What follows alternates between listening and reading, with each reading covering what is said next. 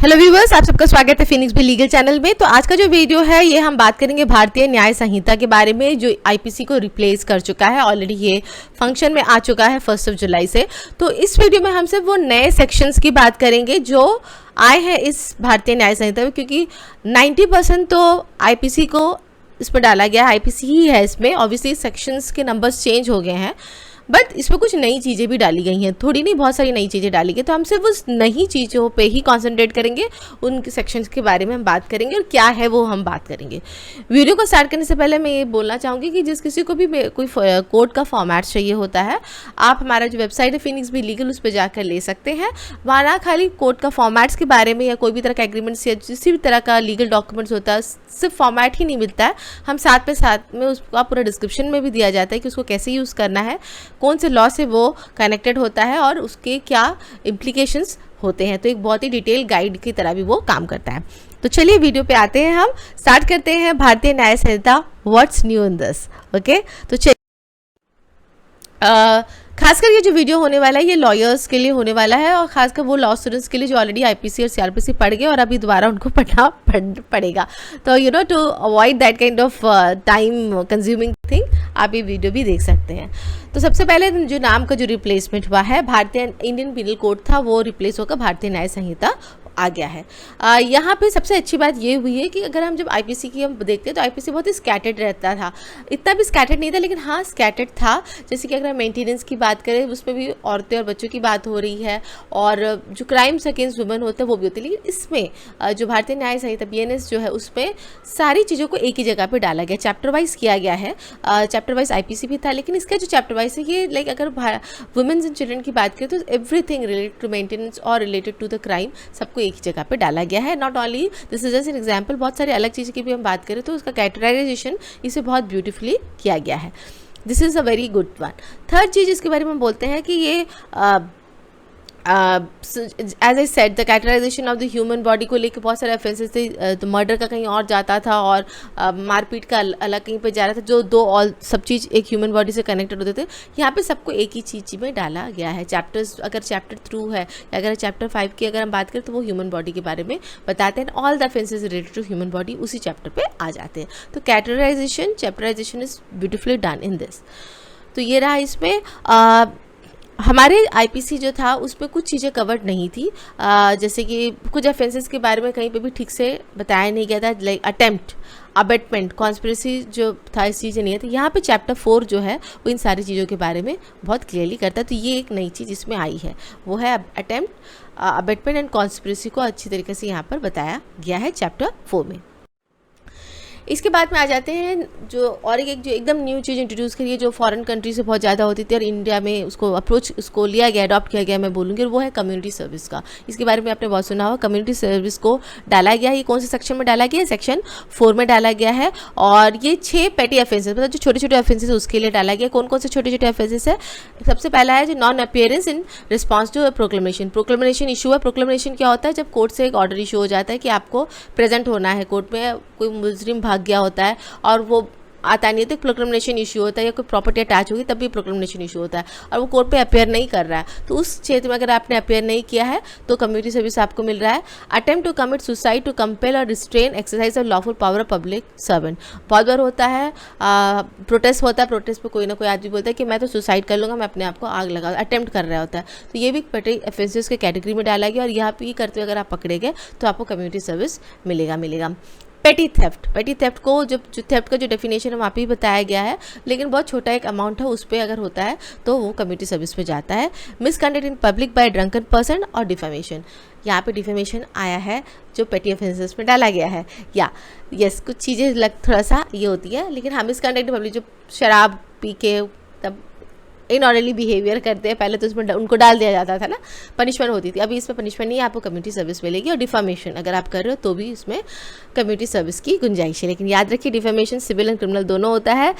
अगर क्रिमिनल में सिर्फ कम्युनिटी सर्विस है तो ये मत सोचिए कि सिविल में अगर आदमी फाइल किया तो कॉम्पनसेशन देना पड़ता है, वो मॉनेटरी कॉम्पनसेशन होता है, राइट।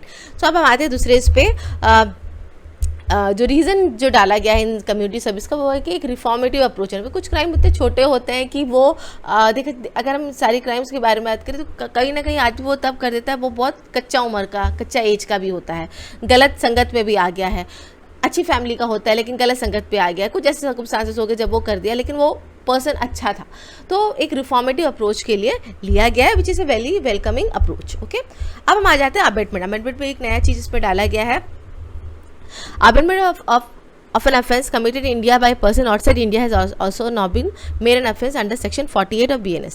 section 48 में अबेटमेंट, आप इंडिया से बाहर बैठे हो लेकिन आप इंडिया में रह के कोई क्राइम करवा रहे हो, कोई अबेट करवा रहे हो, तो वो क्राइम इसमें ऐड किया गया है, एज ए क्राइम उसका ऐड किया गया है, सेक्शन 48 में इसको डाला गया है। ये चीज़ हमारे आईपीसी में या सीआरपीसी में दोनों में भी कहीं पे नहीं थी कि बाहर से कोई कर रहा है तो उसका क्या उस पर होता है। यह चीज़, ये अबेटमेंट जो है सेक्शन 48 में और बीएनएस के इसमें डाला गया है, और जो कॉन्स्पिरेसी जो करते हैं उस चीज़ के लिए डाला गया है। चौथा आ जाता है सेक्सुअल इंटरकोर्सेस। सेक्सुअल इंटरकोर्सेस कौन से ग्राउंड्स पे? सेक्शन 69 ये डाला गया फॉल्स प्रॉमिसेस टू मैरी। पहले ये नहीं था, आईपीसी में यूजली वो 376 में ही चले जाते थे, आईपीसी का सेक्शन मैं बोल रही हूँ 376, लेकिन यहाँ पर एक कम्प्लीटली नया सेक्शन डाला गया है, सेक्शन 69, और यहाँ पर ये बोला गया है कि अगर फॉल्स प्रॉमिस टू मैरी, अगर आपसे सेक्सुअल इंटरकोर्स किया जा रहा है ये बोल के कि हाँ मैं तुमसे शादी करूँगा, और शादी नहीं करते हैं, तो इसमें ये डाला गया है। और एक वेलकमिंग अप्रोच भी है, इसका यूज़ है या मिसयूज़ है तो आगे जब इसको चलेगा ये सेक्शन और उस पर कितने क्या बोलते हैं पनिशमेंट होती है उस पर ये डिपेंड करेगा, लेकिन हाँ सेक्शन 69 इंट्रोड्यूस किया गया है for the false promise of marriage के लिए, अलग से ये डाला गया है। आते हैं अब हम अलग और एक चीज़ जो इंट्रोड्यूस हुई है जो बीएनएस में, वो है स्नैचिंग। देखिए पहले स्नैचिंग नहीं थी हमारे आईपीसी में, स्नैचिंग को थेफ्ट में डाला जाता था, अब तो थेफ्ट में भी पेटी थेफ्ट और वो सब हो गया है, तो यहाँ पे स्नैचिंग डाला गया। स्नैचिंग का पनिशमेंट उस पर किया गया है, कोई भी ऐसा स्नैचिंग, कोई भी ऐसी चीज़, कोई मूवेबल प्रॉपर्टी को यहाँ से वहाँ जो किया जाता है उसमें इसके अंतर्गत ये डाला गया है। इसमें जो पनिशमेंट जो हुआ है, Section 304 of BNS makes the act of snatching an offence in every part of the country which punishes act of forcible seizure or grabbing of movable property।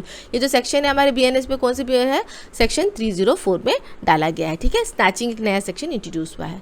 उसके बाद हम आते हैं the age based parameter for differential punishment for gang rape of a minor girl has been removed in BNS and now section 70 sub clause 2 prescribe life imprisonment till reminder of the person natural life और death for a gang rape of a woman below the age of 18 years. पहले क्या होता था, आपका POCSO भी हमारा चलता है, जो बच्चों के साथ में जो गलत हो जाते हैं, जो गैंग रेप की जब बात हो जाती है तो पॉक्सो का अलग था और अपना आईपीसी में जो था वो थोड़ा सा अलग था। अब उसको इसको एक चीज़ पर डाल दिया गया, उस पनिशमेंट जो है सिमिलर कर दिया गया है। कौन से सेक्शन में आया है? सेक्शन 70 सब क्लॉज 2 में डाला गया है। और इसका जो गैंग रेप का जो पनिशमेंट जो है, अगर 18 साल से नीचे उम्र के जो बच्चों को कहते हैं, जो पॉक्सो में जो पनिशमेंट था सेम पनिशमेंट इसमें भी डाल दिया गया, वो है आपका लाइव इम्प्रिजनमेंट। लाइव इम्प्रिजनमेंट का मतलब यहाँ पर क्या नहीं गया, वो भी क्लैरिटी से बोला गया है, till the reminder of the life, मतलब जितना साल आप सांस ले रहे हो उतना साल आप जेल की हवा से सांस लोगे, ये इसमें डाला गया है, ठीक है। उसके बाद आते हैं असॉल्ट और use of criminal force woman which intend to disturb her and voyeurism were made gender neutral under section 76 and 77 of BNS.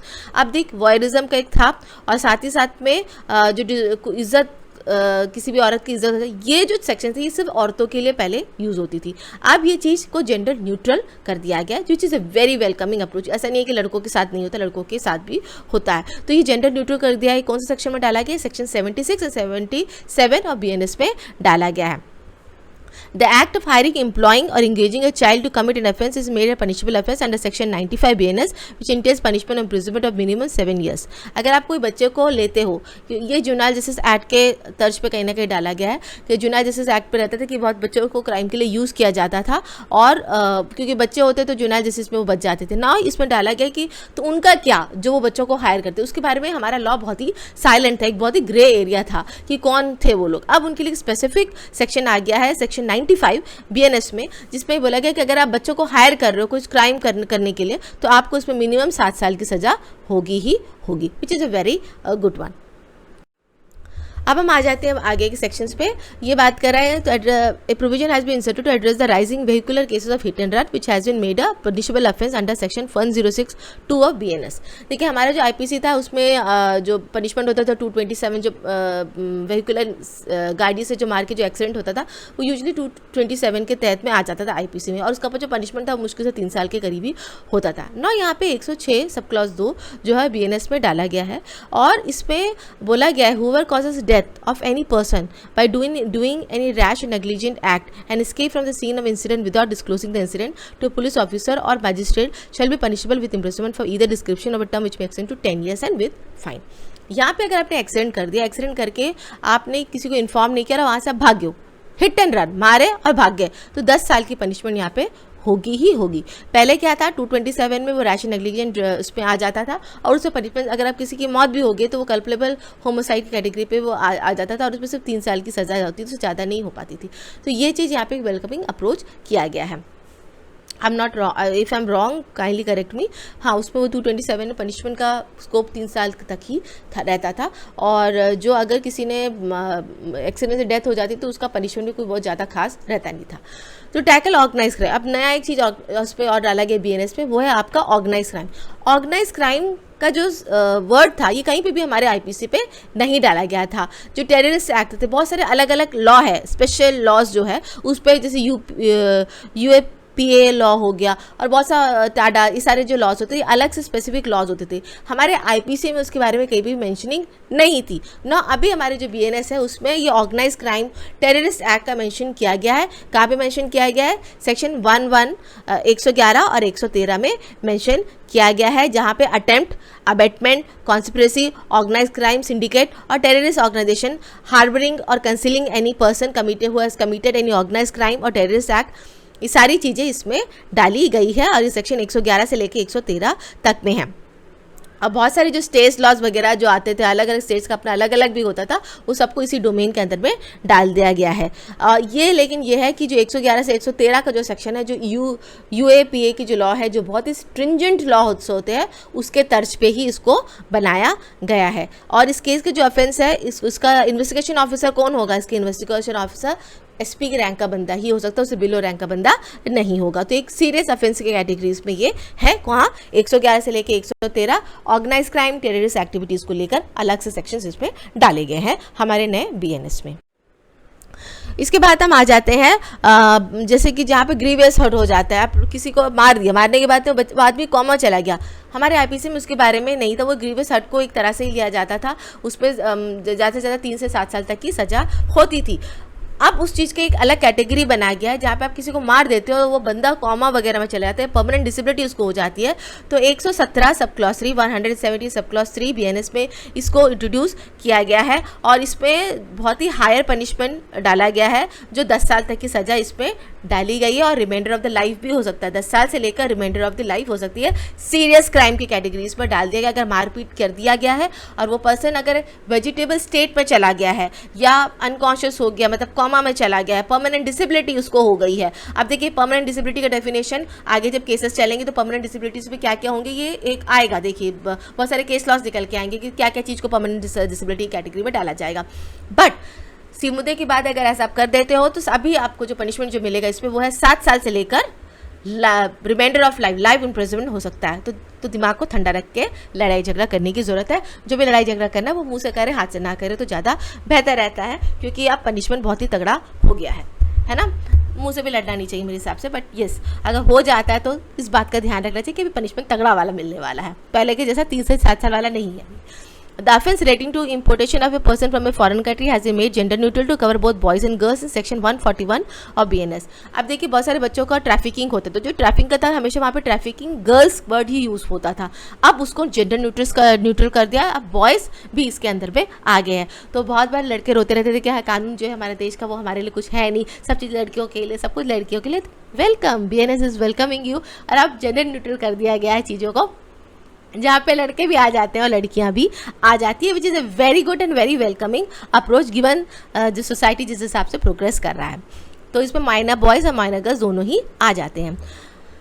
जो सेडिशन की बात की जाती थी, 124 हमारा आईपीसी का था, जो हमारे सुप्रीम कोर्ट में भी गया था और उसको हटाने की बात कर दी थी, वो बीएनएस में नहीं है करके बोला जाता है, but that is not true. BNS में वो है, रीस्ट्रक्चर होकर मुझे लगता है ये आया है, which puts a restriction on such right has been deleted. BNS में सेडिशन करके वर्ड यूज़ नहीं हुआ है, लेकिन कान को सीधा नहीं थोड़ा सा उल्टा तरीके से पकड़ाया गया, वो मैं बता दी कौन से सेक्शन में। ये सेक्शन आपका आ गया है सेक्शन 152 ऑफ बीएनएस, जहाँ पर आप कोई भी ऐसा चीज़ काम करते हो जिससे देश की सॉवरेनिटी को हर्ट होता है, इंटीग्रिटी को हर्ट होता है, सेपरेटिस्ट का काम कर रहे हो, रिबेलियन का काम, आर्म रिबेलियन हो रहा है, तो वर्ड्स थोड़े से बड़े बड़े हो गए हैं, लेकिन मुझे लगता है कहीं ना कहीं ये अभी भी है, हमारे 152 में आ गया, 124 से 152 मुझे लगता है ये हो गया। This is my personal opinion, but आगे जब केसेस चलेंगे और फिर उसका इंटरप्रिटेशन निकल के आएगा तब चलेगा। और इसका पनिशमेंट है 7 साल के लेकर लाइफ इम्प्रिजनमेंट इस पे किया गया। तो पनिशमेंट बहुत टफर हुए हैं बीएनएस पे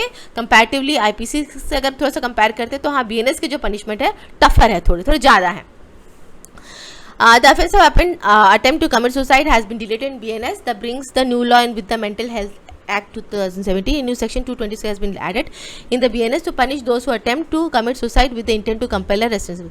देखिए जो attempt to commit suicide था, जो हमारे आईपीसी में था, वो उसी वक्त बहुत सारे सुप्रीम कोर्ट के जजमेंट आए थे, उसी वक्त उसका यूज़ का होना बंद हो गया था, लेकिन यहाँ पे बीएनएस पे उसको एकदम से हटाई दिया गया, लेकिन वो था आईपीसी में, लेकिन आप इसमें हटाई दिया गया यहाँ पे। लेकिन एक सेक्शन ऐड हुआ है, वो है सेक्शन 226, जिसके तहत में अगर आप किसी पब्लिक सर्वेंट को काम करने के टाइम उसको धमकी मारते हो और बोलते हो कि मैं अभी सुसाइड करने वाला हूँ, तो यहाँ पर आपको अटेम्प्ट टू सुसाइड वाला में आपको 226 में आपको डाला जाएगा और पनिशमेंट दिया जाएगा। ऑलराइट, लेकिन हाँ अगर आप डिप्रेशन में आकर सुसाइड कमिट कर रहे हो, जैसे मेंटल हेल्थ एक्ट बोलता है कि वो आदमी डिप्रेशन में है, वो अपने जान खुद लेना चाहते हैं, तो वैसी कैटेगरीज में आपके ऊपर में नहीं लगेगा, है ना। अगर खाया भी और बच भी गया तो नहीं लगेगा, पहले तो डबल जबाड़ देते, बच भी गया और फिर पिटाई भी खाया, अब वो चीज़ नहीं होने वाली है। लेकिन उस पर एक कंडीशन है कि अगर आप कोई पब्लिक सर्वेंट को काम करते वक्त अगर रोक रहे हो, उस पर कर रहे हो और सुसाइड का अटेम्प्ट कर रहे हो, तो आप पनिशमेंट आपको मिलेगा। ठीक है, इसके बाद हम आ जाते हैं सेक्शन 324 ऑफ बीएनएस।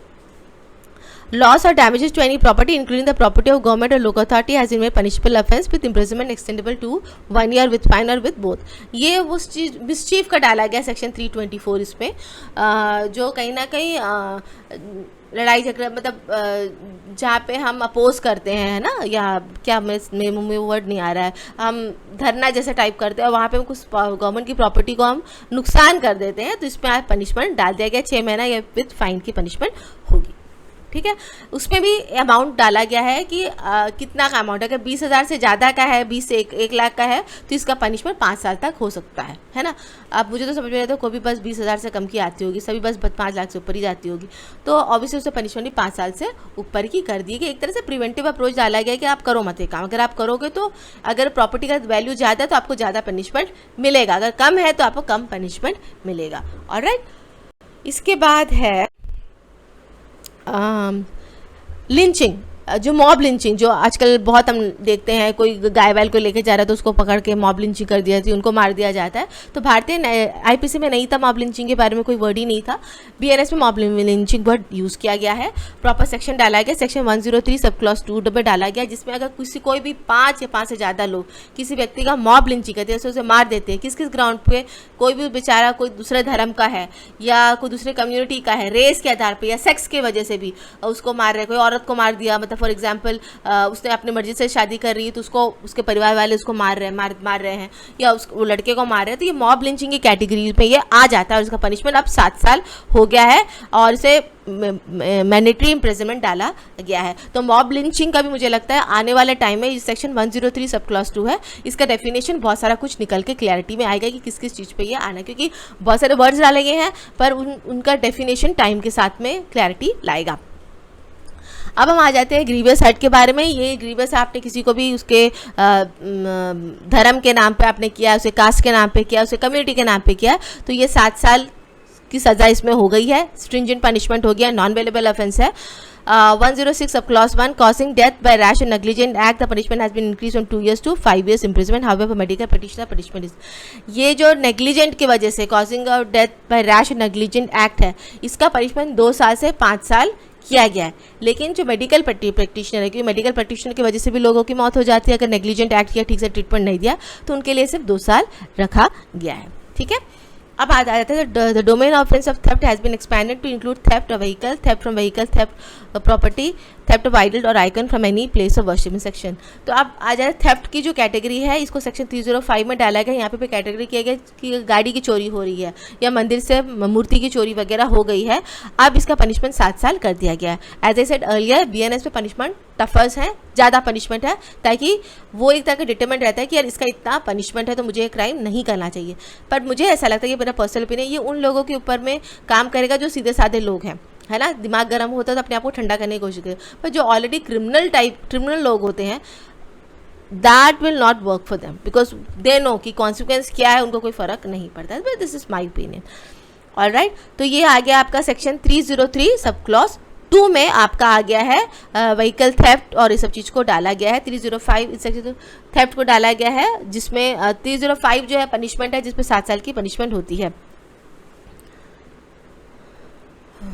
ठीक है, और इसमें भी टाइप्स ऑफ पनिशमेंट कर दिया गया है, मतलब first time offence, second time offence का भी इसमें थोड़ा सा चेंजेस डाला गया है और फाइन वगैरह का भी किया गया है।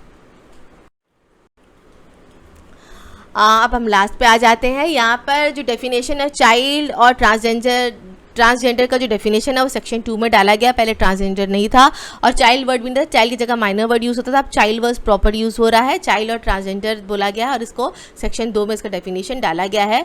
मूवेबल प्रॉपर्टी का भी डेफिनेशन आपका आ गया है, जो टेंजिबल है, intangible is revise to include tangible as well as intangible property. Movable property में टेंजिबल और इंटेंजिबल प्रॉपर्टी दोनों ही डाली गई है। इसमें क्या डिफरेंस होता है? टेंजिबल प्रॉपर्टी होता है जिसको आप देख सकते हो, इंटेंजिबल प्रॉपर्टी वो हो सकती है जिसको आप नहीं दे सकते हो, जैसे आपका बैंक का पैसा, आपका डिजिटल जो चीज़ें होती है वो इंटेंजिबल होती है ना, तो वो चीज़ भी इसके अंदर में कहीं ना कहीं डाली गई है। इलेक्ट्रॉनिक एंड डिजिटल रिकॉर्ड्स को भी डेफिनेशन यहाँ पे बहुत क्लियरली डाला गया है। सेक्शन 197 सब क्लॉज 1D जो है मिसलीडिंग इन्फॉर्मेशन अगर आप डाले हो जिससे देश की प्रभुता पर नुकसान आता है, तो यहाँ पे पनिशमेंट 3 साल कर दिया गया है। तो मतलब जो इंटरनेट वगैरह में जो गलत इन्फॉर्मेशन डाल देते हैं लोग अपने कुछ सेल्फी पर्पज़ के लिए, वो आपका 197 सब क्लॉज 1D में आया हुआ है। ठीक है, जो बेगरी थी, beggary was a crime in IPC, उसको यहाँ पे माना गया कि वो एक एक्सप्लॉयटेशन होता है, ट्रैफिकिंग होता है और ट्रैफिकिंग वाले में डाल दिया गया है सेक्शन 143 ऑफ BNS सेक्शन। और मतलब बेगरी को कोई ऑफेंस का इसमें डाला नहीं गया, लेकिन सेक्शन 143 में इसको डाला गया जो ट्रैफिक करते हैं बेगरी कराने के लिए, उनके लिए ये डाला गया सेक्शन 143 में। और 116 जो BNS का है ग्रीवियस हट का जो था वो पहले हमारा जो था वो 20 दिन था, अब उसको कम करके 15 दिन कर दिया गया था। ग्रीवियस हट क्या था, हमें एक बताना पड़ता था कोर्ट पे कि इतना दिन ये आदमी हॉस्पिटल में एडमिट था, लेकिन अभी हमारा मेडिकल साइंस बहुत इंप्रूवमेंट किया है, आजकल उतना दिन रुकने की ज़रूरत नहीं थी, तो उसको 20 दिन से घटाकर 15 दिन कर दिया गया है। ठीक है, और बहुत सारे ऐसे टर्म्स जो अंग्रेज के ज़माने के थे, जैसा क्वीन हो गया, ब्रिटिश इंडिया हो गया, ब्रिटिश कैलेंडर्स हो गया, जस्टिस ऑफ द पीस वगैरह जो वर्ड्स जो होते थे, इनसेन, इडियट, लुनाटिक, जो एक ब्रिटिश टर्म बहुत ज़्यादा बोला था, वो सारे टर्म्स को हटा दिया गया है, उसकी जगह पे नए टर्म्स को डाल दिया गया है। बहुत मुझे लगता है अच्छी चीज़ें इसमें हैं, बहुत सारी चीज़ें हैं। पनिशमेंट थोड़ा सा ज़्यादा हुआ है इसमें, बट देन इस पर जेंडर न्यूट्रल भी इसको किया गया है, दोनों पार्टीज़ को उसमें इंक्लूड किया गया है। बहुत सारी नई चीज़ें इसमें डाली गई हैं which is a welcoming approach.